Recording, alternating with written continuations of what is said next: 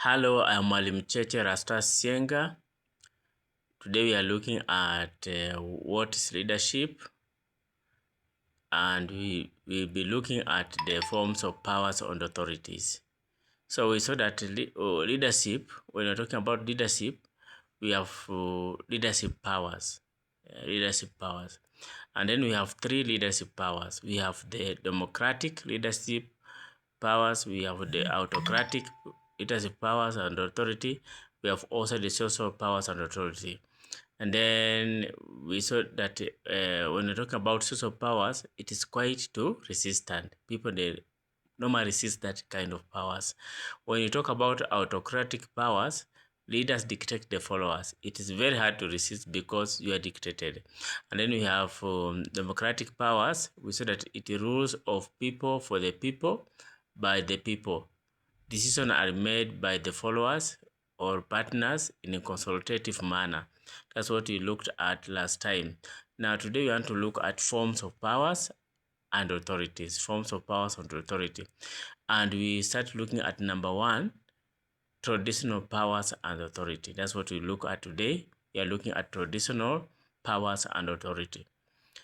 And then when we talk about traditional powers and authority, we are talking about the power that are created because of beliefs and culture of the people. We have seen to many nations, many countries, those countries have a lot of tribes. We have seen how these powers influx and these powers affect each and every nation because of tribes or certain people who come out because of certain culture. Yeah. So in nations you get not have many tribes, you get it. As any tribe favors a leader from their tribe and they vote for that leader. Yeah. In the tribe to certain position because of traditional powers and authority that are there. And also we have seen also it is affected by the use of force on people and also persuasion of people to do something. Yeah, you those who are in powers because they are in those seats with traditionals, they can use persuasive language, they can use force on their own people, they can use because of the belief people have and the culture of the way of the culture of the people, they can use that one to be able to exercise their powers and authority of a group of people. So when we talk about traditional powers and authority, what do we mean? This is a form of power legitimized by long-standing customs, habits, and social structures where leadership is accepted because it has always been that way. Yeah, this one we see in many nations around the world, how culture affect the form of powers and authority. And some things that you cannot do in certain country because of the culture and the way they do in that country. See, they are traditional. So that's how they do. In some countries, there's a way they have made their leaders, the way they choose their leaders. So that's the way they have made. It's norm in that country.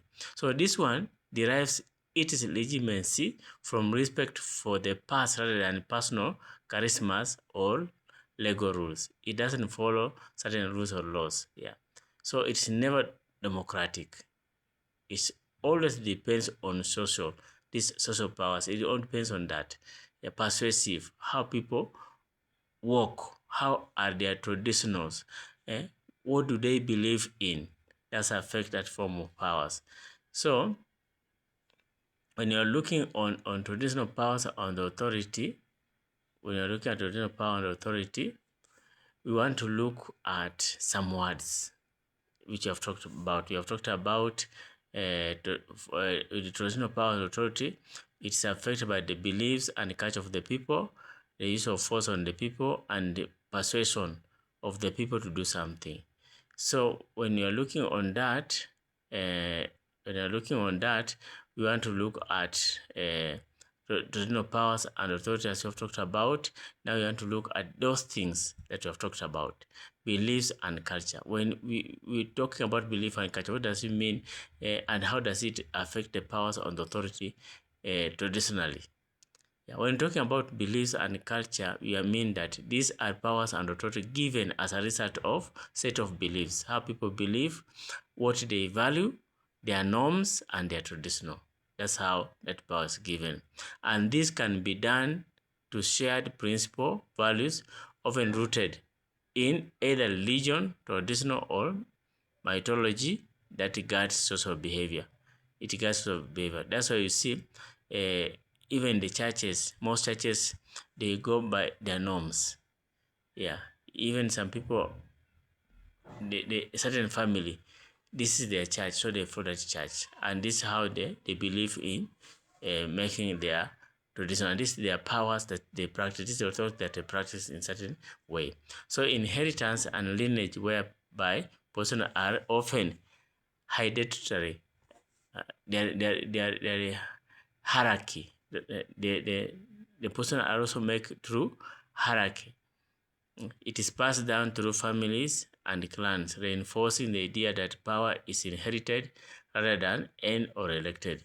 That's what we talk about beliefs. And when we talk about use of force on people, these are monopoly on legitimate use of physical force to uphold law and order, protect properties, and ensure security. This one is done. We have seen in always through policing, through military and other things that are laid down, and this is the way it has to be done according to each and every nation, each and every country. That's the way it done. That's the traditional. You cannot change that. So while this authority is fundamental to governance, international standards and national laws require that the use of force be necessary, proportional. But you see in some nations, because that's the way they just use force the way they want to instill certain discipline. So that's the powers and authority they have. When an order is given, it is done that way it is done. So that's how it is done in certain countries or in certain religions or in certain tribes like that. So police and security forces are authorized to use force to maintain order, protect life, and manage general situation, such as arresting suspects who resist or prevent serious crimes. So that's the way we believe in, and the way it should be work in each and every nation. How police work, army work, how people, we have traditional chiefs, how they work among the society, among their people.